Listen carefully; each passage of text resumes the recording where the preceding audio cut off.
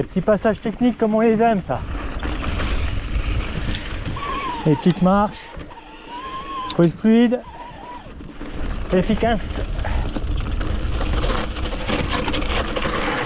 Pas trop vite.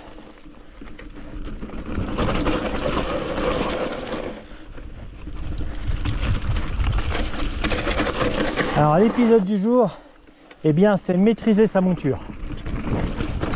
Si vous connaissez notre chaîne, vous avez pu voir que dans les tout premiers épisodes, eh bien clairement sur l'épisode le rodage, on vous invitait pour la première sortie à ne surtout pas aller en tout terrain, mais à roder votre vélo sur l'asphalte pour non seulement roder le freinage, mais surtout eh bien prendre le contrôle du poste de pilotage, être à l'aise avec les différentes commandes.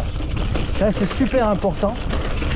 Et c'est vrai que avant d'aller chercher des parcours un petit peu sympathiques comme celui-ci, mais aussi hostiles, eh bien mieux vaut maîtriser sa machine, travailler la technique, la maniabilité. On a fait des sujets là-dessus, hein.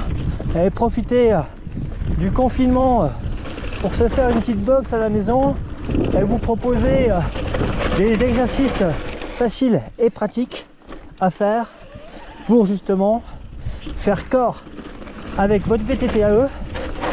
Et si vous voulez rouler en montagne, eh bien le maîtriser, avoir le contrôle, c'est vraiment primordial.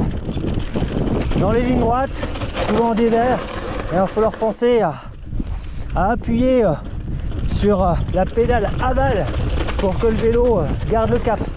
Dans les virages, eh bien pareil, comme à ski, vous allez marquer des appuis à chaque fois pédale extérieure.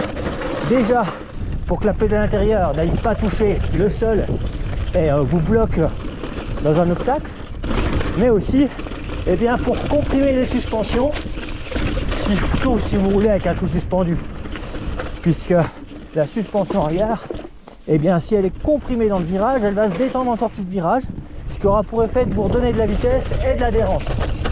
Si vous ne le faites pas, je vous avouerai que j'ai jamais essayé, mais soit vous êtes un champion du monde et vous êtes capable de charger le pédalier avec un appui franc sur les deux pédales à la fois, mais par contre c'est encore plus technique que de marquer l'appui avec sa pédale extérieure à chaque fois, et puis dans les dévers, eh bien cet appui latéral pour garder le cap.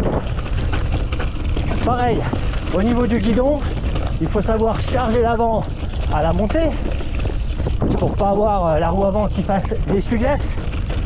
Et parfois on n'a pas le choix de toute façon que de charger pour pouvoir passer.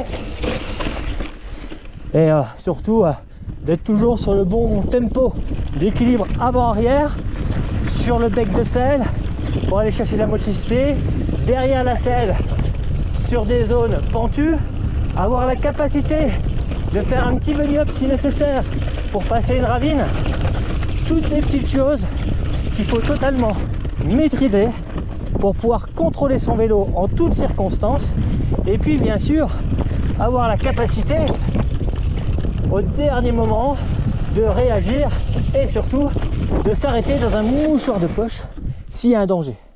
Donc ça c'est vraiment primordial, maîtriser, contrôler sa machine avant de partir en montagne. Vous entendez les marmottes? Allez, à bientôt pour une autre petite chasse au sentier ou pour un autre épisode.